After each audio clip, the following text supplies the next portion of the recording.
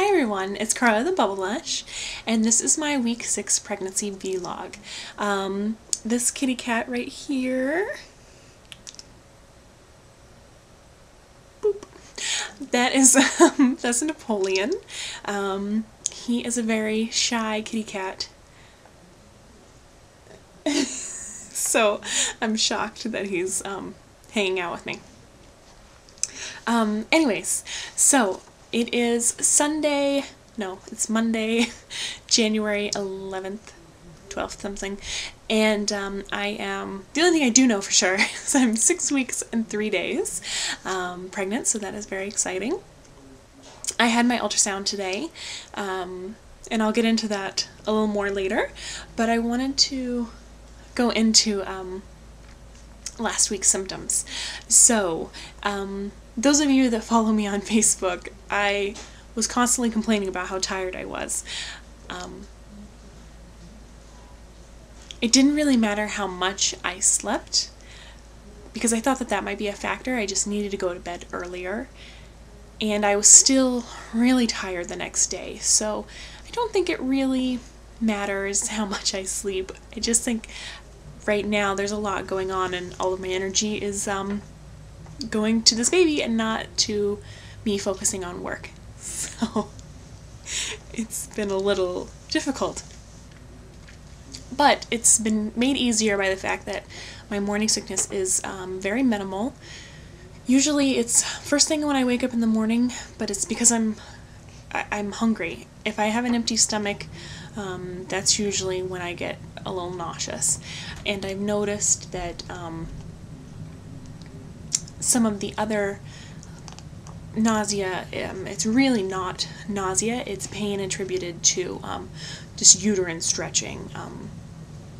Sometimes it kind of takes my breath away, how it comes out of the blue, and it can hurt sometimes. So those have been the main painful symptoms, other than my boobs, which I don't recognize anymore. It started probably right after I started taking the Prometrium, which makes sense because the increased estrogen and progesterone levels will have that effect on your breasts. They are bigger and sensitive and crazy. They're just crazy.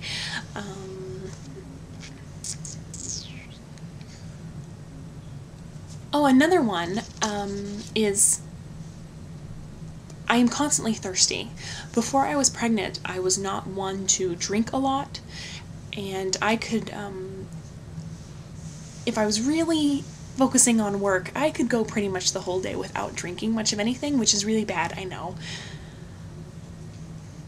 Since probably about this past week, I'm constantly either going and getting myself something to drink, or if my husband is up, I'm asking him to get me something to drink. I'm just constantly drinking, and because of that, I am waking up in the middle of the night to pee all the time. So, awesome. It's awesome. I have put together my morning sickness survival kit, and it is in a bag, in a little overnight toiletry travel bag, and that is inside my work bag. I haven't really had to use anything out of it except for some mints one day to kind of try to calm my tummy a little bit, and that's about it. I'll go through my morning sickness bag probably next week when I have less to talk about. I did have some questions that came up this week. Some were asked of me, and some I wanted to ask you. One question I was asked was whether or not I will use a gender prediction kit, and what gender I thought it was. I am just going to go with the assumption that it's a boy, which is totally fine with me. I don't care if it's a boy or a girl. But I think that way, if it ends up being a girl, I'm just going to be amazed and shocked. But IUI favors boys, and so I think it's probably a boy. But I'm probably going to use the gender prediction kit just to see, looking back once we have the gender confirmed, if it was right, because I think it would be interesting to know. Then I had the question how long I had been trying to conceive and what was I diagnosed with. This was obviously from a new subscriber that hadn't watched a bunch of my videos, but just for all of you to know, my husband and I were trying to conceive for 15 months with a diagnosis of PCOS. We did 7 medicated cycles, and I conceived on the 3rd cycle of 7.5 milligrams of Femara with IUI. That's me in a nutshell. I also had a question, in my Q&A video I talked about my job and how pregnancy was going to affect my job. Because of that statement, I got a question about chemical exposure because of the places that I visit for my job. So I just wanted to make a point that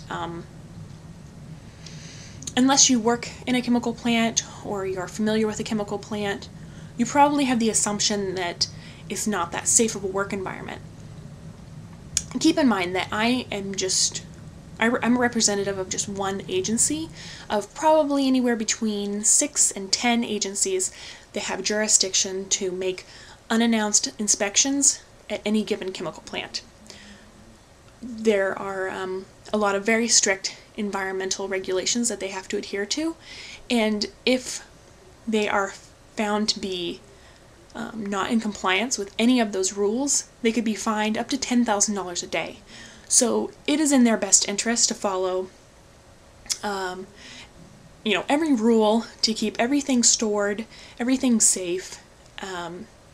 So my exposure to chemicals during a 30-minute plant walkthrough is very, very minimal, and I do wear personal protective gear, hard hats, safety glasses, steel-toed boots. It's really hot. Sometimes a hairnet, which is super fun. Yeah. So I'm not really concerned at all about chemical exposure. I'm very safe, and the plants have to be very safe. As if they're not, I'm going to write them a ticket, so that's not an issue. One question I had for you guys was where, the color is strange now, where, does anyone know where you can buy tall, plus-size maternity jeans? That would be great to know. You can buy them, I think, at Old Navy online, but they're in size like extra large, extra, extra large, which is kind of not really what I'm looking for. That's kind of vague. I would like something that fit a little bit better than that. So if anyone knows of a place where you can buy, kind of plus-size maternity jeans that are tall, that would be great. Because I'm 6 feet tall, so I need a longer inseam. Oh, a note that I'm still taking the Prometrium twice a day. I haven't really noticed any side effects except for, probably my boobs are attributed to that. And I still need to show you guys my BBT chart. So I think what I'm going to do is make a video that's solely about the cycle that I conceived on. So all the medications that worked for me, any outside mumbo jumbo that I tried, and show my BBT chart, all in a cohesive video that will be easy for people to reflect back on. I'm also going to post my ultrasound.